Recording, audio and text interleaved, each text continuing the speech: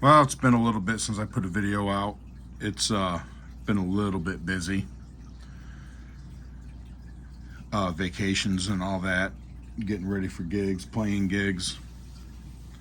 But anyway, for those of you who've watched already, you're going to notice some changes on this board. For one, I dumped the power supply. I got rid of my compressor and my course. I always ran into the compressor, into the B6, and then I looped the course. I did a lot of that just to save on processing power, which, as awesome as the B6 is, it does lack on processing power. But anyway, I've kind of changed up what I am going to do with this, really more for simplicity. And it's one of them things, the more you play with it, the more you tinker with it. I'll pretty much be using, I started getting some of these set up. Let me get over to where they're at. You probably hear some waterfall going on in the background. That's my aquarium going crazy back there. It just, to me, it sounds awfully loud this morning. All right. So basically, I got a patch here, for example.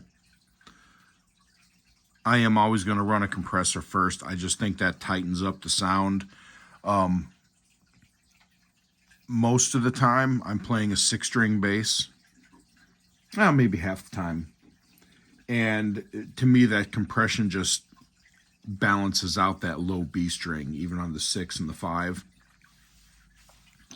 So that's one reason why I always run it up front. But I created a patch with an IR. I believe it was a Mark Bass IR. A little EQ, little reverb, expression, volume pedal. And I just throw the compression up front. Now, whenever I go to the next patch, it's basically, I haven't added that over yet. It's really just going to be nothing but the amp, but I do have to add the compressor to the front of it. So here, we can do that right now. It was the MB comp. So come down here, let's hit edit all. Let's see, I want to add an effect. It's going to be a dynamic, and it was the MB compression is what I liked. All right. So that's added in. Just drag that to where I want it, right up front with everything else. I do have a couple more patches that I have to add that on.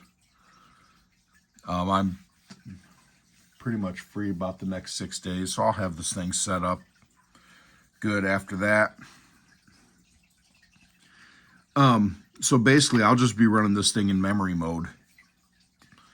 As you can see, you have your bank, the AB bank. I'll just have a tone there. You can see it's clean with some reverb, just a clean straight bass, bit of filter, envelope filter on it. I do like that it's a defretting effect. It's almost like a flange.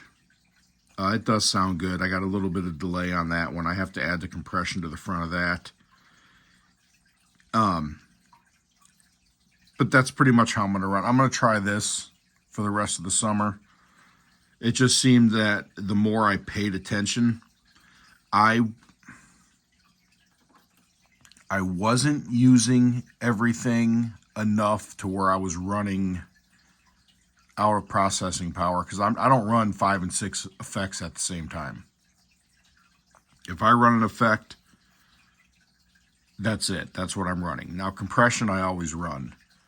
I would sometimes add coarse every now and then. So I'm going to see how that works out with this. I'm going to play with it and see if there's a workaround, just for simplicity on the pedal board.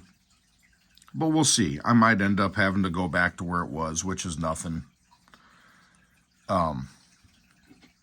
Just slap them 2 pedals and the power supply back on here. That really ain't nothing to do. But I'm going to try it out. I'm going to try it out, see how it goes. I will do an update video on that just to see how it's been working, how I like it.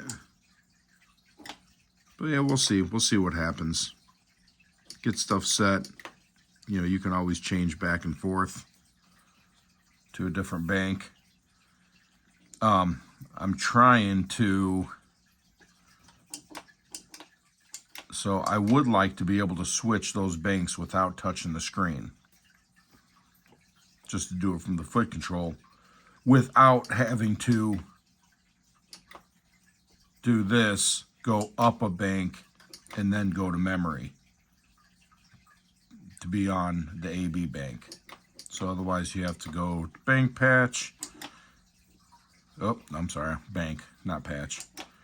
AC, I don't have nothing in there. And then go to that, and then now I have those. I wish there was an easier way to select over to that. I know on some pedals you used to be able to double pedal it, but this does not allow you that option. When it's in memory mode, it is strictly for what's on that bank. Which is a little hindrance. I don't like that. Zoom, fix that, please.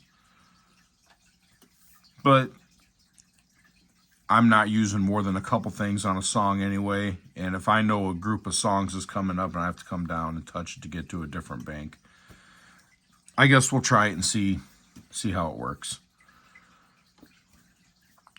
But so that's it for that. Now, as a lot of you also know, I also switched up my home setup, and I also use this for live use. Oh, I'm hung up a little here. This is the Studio Live 32SX. Holy crap, is this thing awesome. I used it, I ran sound for a gig last Saturday. It was a 55th anniversary Woodstock. We had my band, we did lots of Grateful Dead, bunch of other stuff from music that was at Woodstock. We had a Jimi Hendrix tribute band, we had a Santana tribute band. It was a great time. I used this. I did use the iPad control as well. I pretty much left this set up behind the drummer backstage. Did everything I needed to do from there with monitors, took the iPad out front and did a front of house with that. It was an outdoor event.